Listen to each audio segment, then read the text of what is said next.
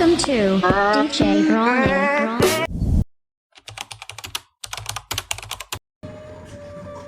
How was the man cooking then? No, I didn't go. All I was doing was scout anything I get, I throw at them. But then I had lovely friends that stood by me. Okay. Who knew my family needed help, who kept supporting them. Wow. But it wasn't easy for my wife. Raising those two kids, between that, to the brethren. Because my second child was barely 9 months when I lost my brother. But she kept true. And you know, I come from Musuka, I come from English, and I probably believe that you should marry from our place. Okay. It's culture of who you know. We have this fear about marrying people from Imo. They'll tell you how many people and those kind of things. So I married from Imo, and some people had that fear. But I can say, if I did not marry, maybe if I married somebody from my place, the woman would have had the patience to take care of those kids. My wife stood through. Even when I was an unfaithful husband, she was there. Still 8 years. You believe it, 8 years without a job. Preached me back to faith. And I saw myself believing that God was not done with me. So before morning, and I will sleep or I will snore. That's one thing that surprised my wife. And this guy has a problem. He sleeps and snores and wakes up And it was bothering her. in the morning and say he's going out to buy breakfast. I bought breakfast sometimes I would buy for the afternoon. Because this company had needed a big security, and the way I handled the transaction, the bank had to ask me to go on suspension. And that was where my downfall started. I want to specially welcome you once again to Plot Point Stories. I am Isaac Success Isakola, and it's my delight to welcome you once again to this platform. And so today I have the privilege to have a very important personality on our platform today. So I have with me today Mr. AGK Maduakola Eya.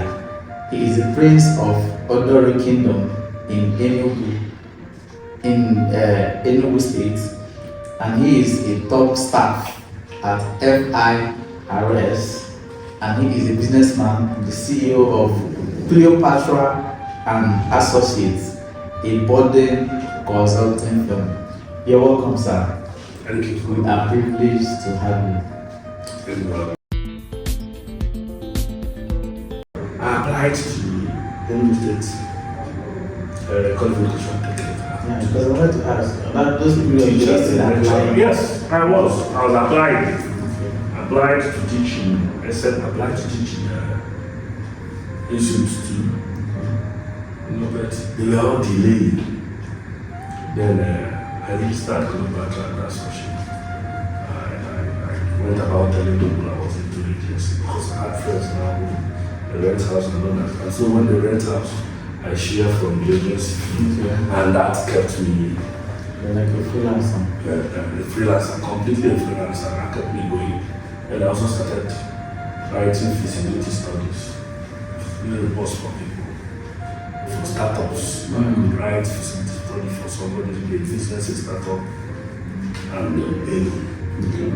Yeah. And I was also involved into politics. I was involved grassroots from the grassroots. I was involved fully in 2015 when the government of Fine Wine was coming.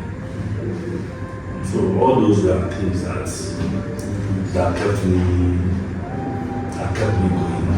It was difficult to have a family and not have something you can say, you see now I can say but I'm a civil servant, I work for 5 hours.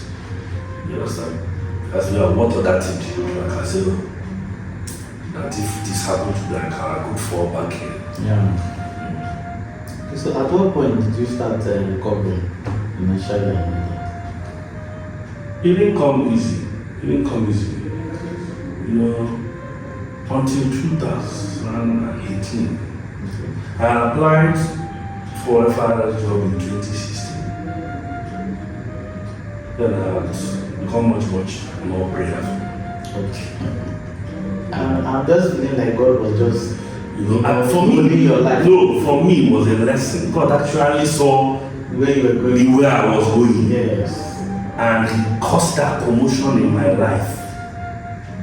And then gradually started redirecting me. Exactly.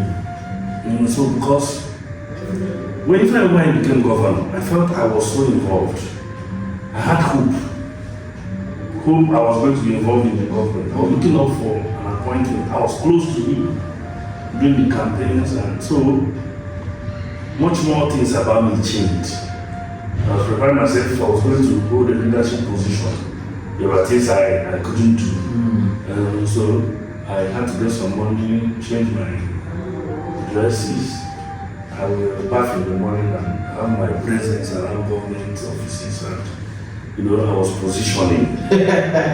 So it was one of those days that I had a good phone that I was using then, the BlackBerry Q10. That was like my office, everything. But there was nothing that you asked me to do that I would not do. I use it to do my feasibility reports and all that. So on the go, I saw the FIRS application and I applied. And I didn't hear anything from them. 2016, nothing happened. Also nothing happened from government. Then sometime late 2016, I started discussing with the governor about the National Youth Council of Nigeria because of the issue we were having. We were supposed to have an election and the position of chairmanship was zoned to my area, and I was discussing with him about meddling into the crisis that we had between two people who were dragging the position. And they were in court, and because of their court case, we couldn't hold elections. And I needed his intervention to have that resolved. And along the line, he now told me to run. And coming to January, February, March, the process when they had Congress, and I started running. And I had this hope, like something was going to happen to my life. Even though it was just ordinary chairman of the National Youth Council. But I took it so seriously. I still remember that poster that I did. How I prepared for that election, how I moved about the state, talking to different youth groups, trying to mobilize support for myself. Made me realize that there are things I can do that I never knew, that I had the capacity to do. I also never knew that people actually valued my friendship. And even though it ended in disappointment, because just few minutes before the election started, and the governor was feeling like I was going to be, I didn't know that he felt I was going to lose. And he started seeing people, commissioner for police, DSS, different government chairmen were coming to the stadium, and the commissioner for youth called me and said the governor wants me to start. And it was like, it's like the whole world was crushed, the crumble, because this is somebody that told me to. I didn't say I want to contest. He said, come and help us solve this. And when he said it, I said I was only going to do that if I had from him, because he was the one that got me into this in the first place. So he was the only person that could change that. And that was God in action. Let me say why I say so. In 2015, he became governor. To be governor, he had to leave the National Assembly, right? He has been 40 years. And then Honorable Sabo replaced him in the House of Lords. And that Honorable Sabo happened to be my mom's first cousin. And even though I didn't support Dennis when he contested, because there was this one after I left the bank that was taken care of me, and that was the person I supported in 2015. But Dennis won the primaries, and as party faithfuls, we all had to support him. It took me time to work my way back, even to my own uncle. When the governor called me for that youth council, he brought him in because of my uncle. So he knew everything. He knew how everything started, and he knew what I had put in. He supported me. Gave me some money, and at that time I was begging him. I had a business plan I had written to establish a one-stop shop for food items. Okay. I have done a feasibility study. I wanted to establish a one-stop shop. Things were much cheaper than now. Then, and I had done the costing, and I just needed 1.2 million to start the shop. When I didn't start the shop, or buy freezer, buy fridge, pay rent, buy the things I was going to sell. We did that capital of 1.2 million. It was going to be a big shop for me. Now I saw a shop. And we were talking about this, and then the governor said this. It was like, now, let us do this one. The governor said, maybe you can now make money and then you get back now. And to support me for that campaign, he actually gave me 1.8 million. You understand? And the day he transferred the 1.8 million to me, I called my brother and Honorable Bonito, late now, the God rest his soul. And I said, I was working for 1.2 million. Now, there's 1.8 million. And you want me to actually put it in this venture. And after much talking to, I accepted. And we went in and I spent that money. As at the day of the election, because I had finished mobilizing, and that was what intimidated them.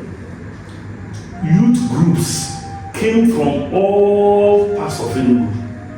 In fact, I had 15, more than 15 Hausa Muslim youth groups that came in buses from my area. We have some Muslim population around my local strategy. So when they saw what came out, they felt like, wow, this boy was up to something, and he was now operational stop. I felt bad. I felt very bad. It took courage for me to go mount the podium to announce I wasn't contesting. When I announced I wasn't contesting, it became even worse because I announced it, and the whole you said they will not do election again. People started living in gymnastic indoor stadium. It's possible. And I had to be begging people to come back. To come and install somebody they did not want. Telling them it was for peace. I had to sit back. I had to push back the tears that wanted to come out of my eyes. Then I had to call Pastor Martins again. And he took me back to that room. Throughout those period, were you calling him? Yes. We've been friends even till today. Okay. He's in US now, and we keep talking. So he ran that job again, and he thought,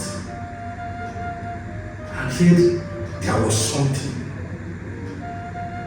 but this is not it. God had a plan. That all these things are just part of the plan. And I wondered how they were part of the plan. But I believed. So I took friends, we went back, and I now told them that we were going to where the new chairman was celebrating. The new chairman happens to come from the governor's village. Okay. We went there, they were all surprised to see me there.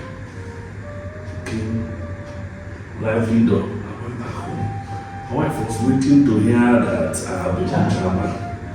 And I came back, I told him it was disappointment again.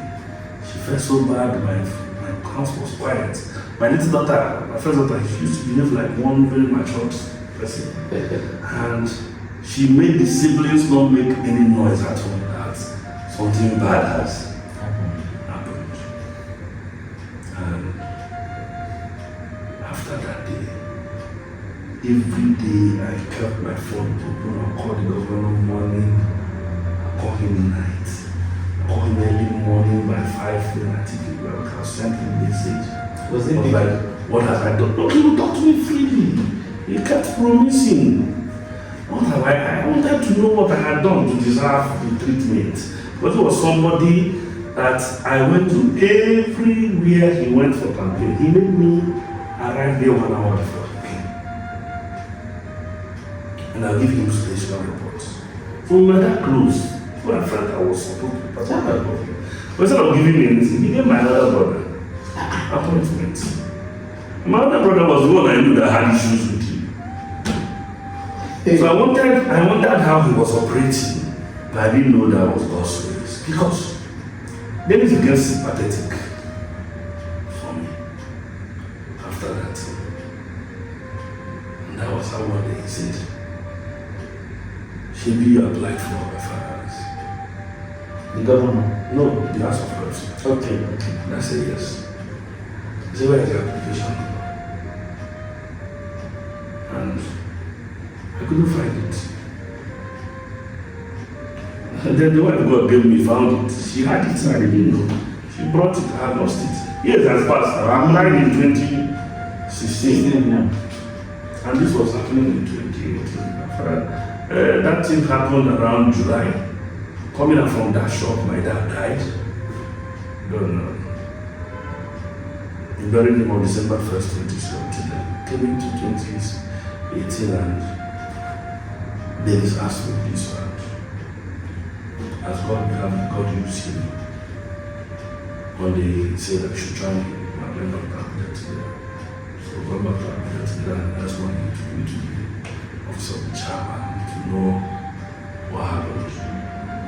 Because I had attended FRS interview, I had written their interview, and nobody had called.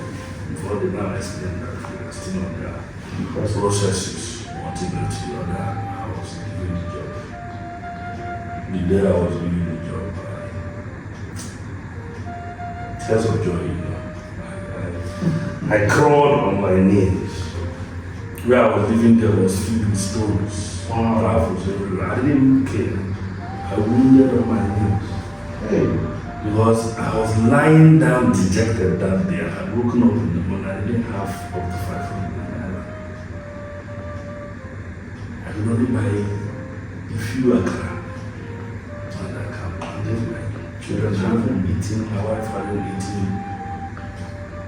And all I had to myself was my phone. So they were in the room making noise with their mom and I was lying down outside.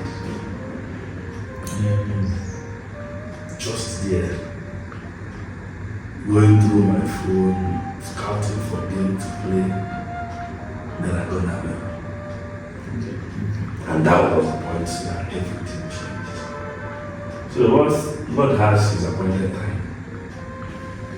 He has seen and he chose the day I was. You know, this is not I don't have, I now found. I don't have and I couldn't find that. There was no hope. There was no, in fact, that afternoon, there was no hope. Immediately that thing happened. We forgot every other thing. And ate happiness. Even before the night, money came for food. I can't even remember today how the money for food came. The money came that day, and we ate as that day we be eating.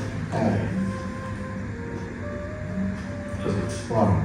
So from your story, sir, I could actually say that all these things were just a process to take you, to curtail you from going to the wrong path and then redirecting you to the right path. Yes, God wanted to redirect you. You know, they say, for good to be good, he has to go through the forest. Yes. God actually wanted to prepare me because he knew that even if he blessed me immediately, I wasn't going to be able to manage it. Yes. I didn't have the prerequisite, the relevant training Capacity. to succeed.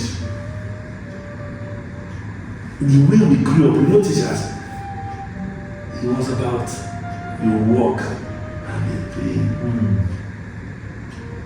And that was it for I had no life. other idea of Making money. in your family.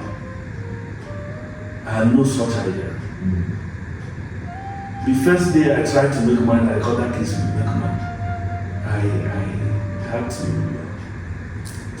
make brooms and go sell. My father flogged me that day. And people will see me outside and say his child is Selling broom. selling broom. He beat the It happened to me. he beat the hell out of me.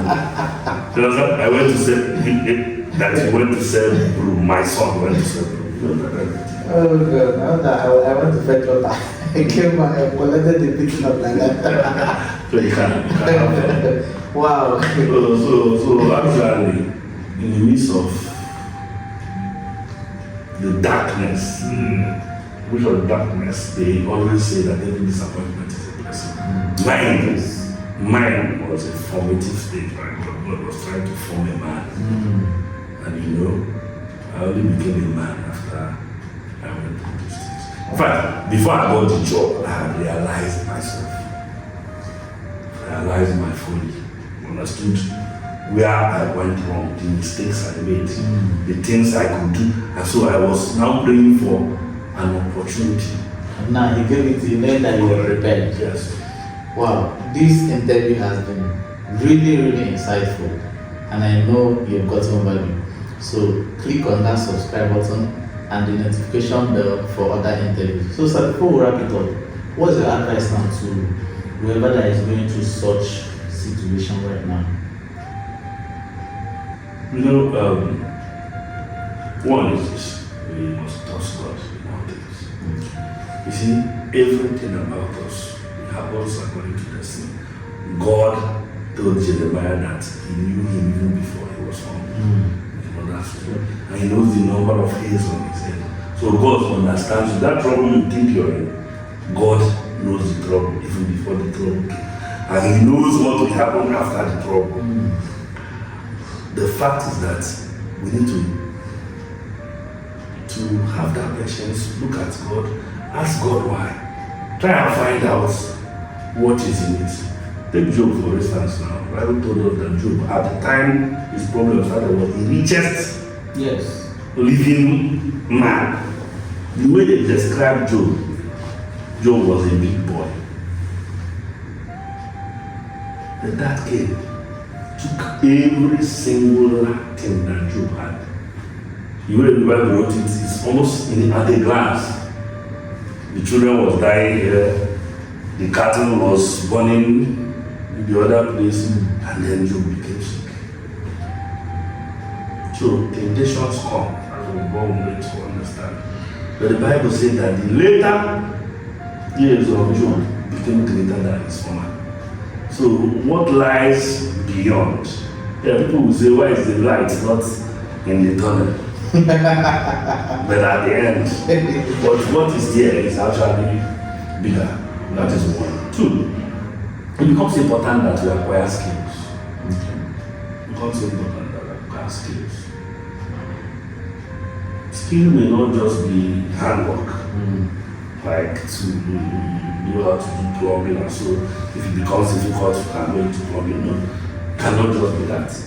You can also have other skills, digital skills, tech skills. You need to be involved with the time as things are changing. Get used to what is changing.